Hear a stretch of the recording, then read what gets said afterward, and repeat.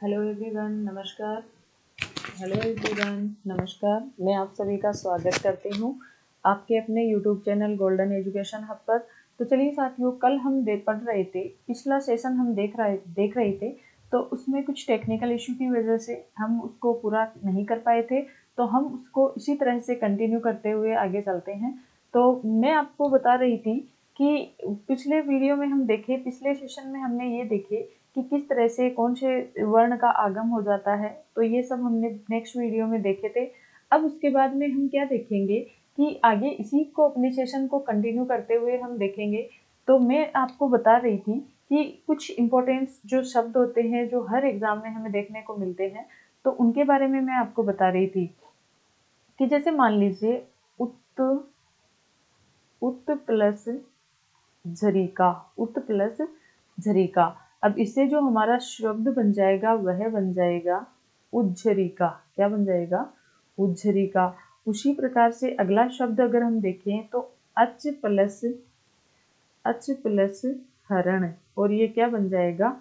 अज्झरण। क्या बन जाएगा? अज्झरण, अज्झरण।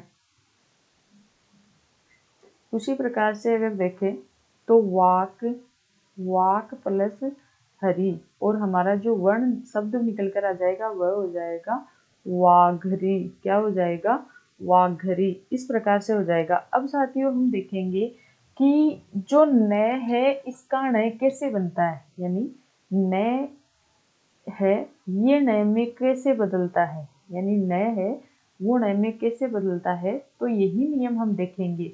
अब देखते हैं कि यदि किसी शब्द में जैसे मान लीजिए री से ऋषि आ जाए, या से षटकोण आ जाए, या रे आ जाए, या क्ष आ जाए, और इनके बाद में यदि न आ जाए, यानी ये सब आ जाए और इनके बाद में यदि न आ जाए, तो कहीं भी न आए तो न का क्या हो जाता है? न। यानी ये न किस में बदल जाएगा? न में बदल जाएगा। अब देखते हैं कि कैसे। जैसे राम प्लस अयन, राम प्लस अयन। अब हमने देखा कि यहाँ पर क्या आ गया? रे। तो ये जो न है ये किस में बदल जाएगा? रे, न में, और हमारा जो शब्द बनकर आ जाएगा वह हो जाएगा रामायण। उसी प्रकार से देखें, वात वात प्लस अयन, क्या ये हो सकता है? आप खुद सोचिए कि हमारा जो नियम है क्या वो इस पर लागू हो सकता है? बिल्कुल नहीं हो सकता। क्यों नहीं हो सकता? क्योंकि हमारे जो कंडीशन थी वो यहाँ पर अप्लाई नहीं हो रही है। तो ये जो शब्द निकल कर आ जाएगा यह हो जाएगा वातायन हो जाएगा। चलिए साथियों, नेक्स्ट हम देखते हैं। अगला हम देखेंगे, ये हमने देखा कि किस प्रकार से नैकाण हो जाता है। अब जैसे मान लियो अगला हम देखें नकारांत, यानी कुछ नकारांत, यानी कुछ ऐसे वर्ण होते हैं, कुछ ऐसे शब्द होते हैं जिनके अंत में न हमें देखने को मिलता है। तो न का लोप कब हो जाता है? यानी ये जो नकारांत आता है, इस न का लोप कैसे हो जाता है वो हम देखेंगे।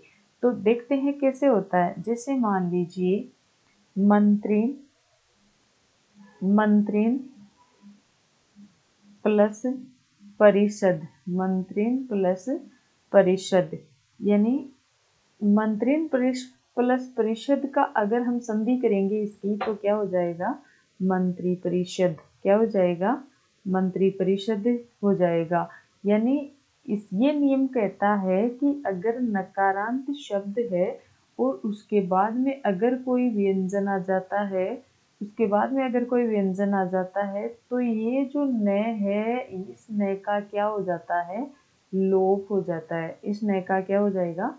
लोप हो जाएगा। और यहाँ पर हम देख रहे हैं कि यहाँ पर जो न है वो हमें दिखाई नहीं दे रहा है। उसी प्रकार से नेक्स्ट हम देखें, अगला उदाहरण अगर हम देखें तो वह है प्राणीन, प्राणीन प्लस शास्त्र, प्राणीन प्लस शास्त्र। अब यहाँ पर भी न का लोप हो जाएगा और हमारा शब्द निकल कर आ जाएगा प्राणी शास्त्र। क्या निकल कर आ जाएगा? प्राणी शास्त्र। आगे हम देखें पक्षिण,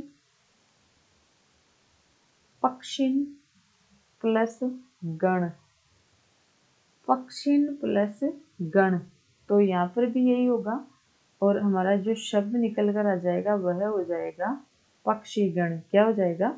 पक्षीगण। आगे देखें आत्मन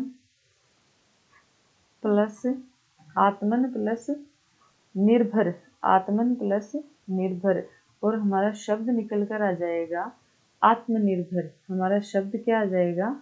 आत्मनिर्भर, आत्मनिर्भर। यानी न के बाद में अगर कोई व्यंजन आ जाता है तो न का क्या हो जाता है? लोप हो जाता है। अब उसके बाद में हम देखेंगे अगला जो शब्द हम देखेंगे वह है अहन। अगला क्या है? अहन। अब देखते हैं अहन में क्या होता है।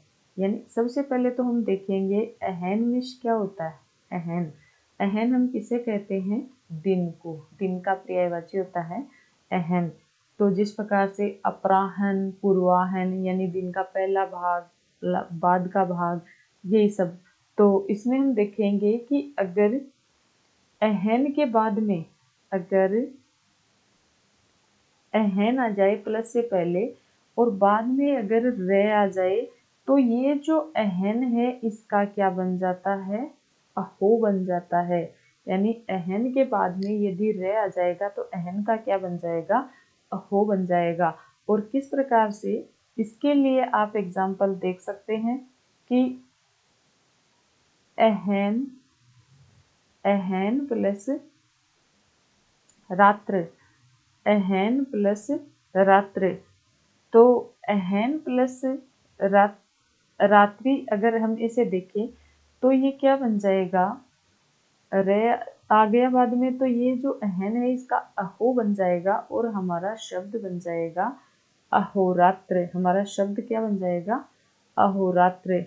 अब देखो ये साथियों, इस रात्रि का भी थोड़ा सा कॉन्सेप्ट है कि अगर एक रात है तो हम उसे कहेंगे रात्रि, लेकिन अगर समूह में है, अगर समूह है तो हम उसे कहेंगे रात्र। किस प्रकार से?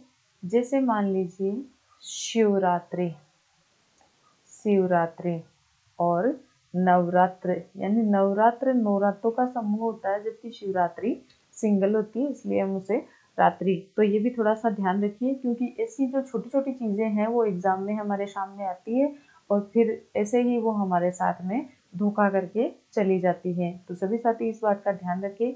अब देखिए साथियों, जैसे मान लो रात्रि का ही एक पर्यायवाची होता है जिसे हम कहते हैं निशामुख।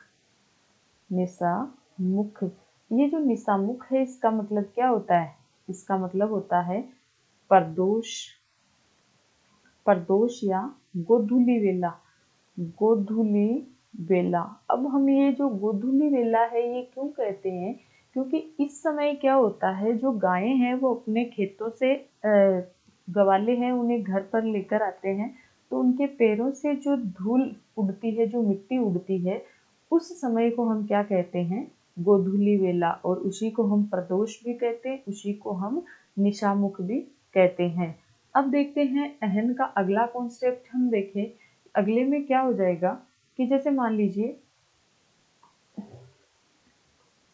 ये हमने देखा कि अहन के बाद में यदि र आता है तो अहन अहो में बदल जाता है, लेकिन अगला नियम ये कहता है कि अहन के बाद में अहन प्लस अहन के बाद में रे के अलावा, यानी ये जो रे है इसके अलावा ये नहीं होना चाहिए, ये रे नहीं होना चाहिए। इसके अलावा अन्य वर्ण, अन्य वर्ण, यदि रे के बाद में अन्य वर्ण आ जाए तो अहन है, अहन प्लस अहर बन जाता है। तो अहन की जगह क्या बन जाता है? अहर। यानी जो अहन है इसकी जगह क्या बन जाता है? अहर बन जाता है। किस प्रकार से? जिस प्रकार से मान लीजिए हमारा एग्जाम्पल है अहन प्लस मुख, अहन प्लस मुख। अब अगर इसको हम देखें तो यहाँ पर रे नहीं है, रे के अलावा मैं हमें मिल गया देखने को, तो हमारा जो शब्द बन जाएगा वह बन जाएगा अहर मुख क्या बन जाएगा, अहर मुख बन जाएगा। उसी प्रकार से देखें अहन प्लस अहन, अहन प्लस निशा, अहन प्लस निशा, और इससे हमारा जो शब्द बन जाएगा वह बन जाएगा अहरनिश, अहरनिश। और ये जो अहरनिश है इसका अर्थ क्या होता है, रात दिन, रात दिन। अहरनिश का अर्थ हो जाता है रात दिन, है ना। और जो अहन मुख होता है इसका अर्थ हो जाता है उषा। तो ये था साथियों हमारी जो व्यंजन संधि है इसके कुछ नियम थे जो हम सब ने देखे हैं। तो आई होप सभी को समझ में आया होगा। और सभी साथी, ऐसे मेरे साथी जो चैनल को पहली बार देख रहे हैं उनसे मेरा निवेदन है कि चैनल को लाइक करें, शेयर करें अपने साथियों के साथ, सब्सक्राइब करें। और ये आपके लिए बहुत ही इम्पोर्टेंट सेशन है, चाहे आपका रीट हो, एसआई हो, पटवार हो, एनी एग्ज़ाम, यानी ऐसे जो भी एग्ज़ाम्स होते हैं जिनमें हमारा हिंदी जो सब्जेक्ट है वो एज ए सब्जेक्ट आता है और वो ऐसे ही रुला के चला जाता है। तो सभी साथियों से मेरा निवेदन है कि आप सेशन को देखें, समझें और सेशन को एंजॉय कीजिए। तो सभी साथी अच्छी तरह से आप इसका रिवीजन करें, अच्छी तरह से समझें। और किसी भी साथी की, अगर किसी भी बच्चे की कोई क्वेरी है तो आप कमेंट बॉक्स में आप इसे ड्रॉप कर सकते हैं और हम उसका सलूशन आपको बताएंगे। तो सभी साथी अच्छे रहिए, खुश रहिए और अपनी स्टडी है उसको ऐसे ही कंटिन्यू बनाए रखिए। तो सभी साथियों का एक बार फिर से धन्यवाद।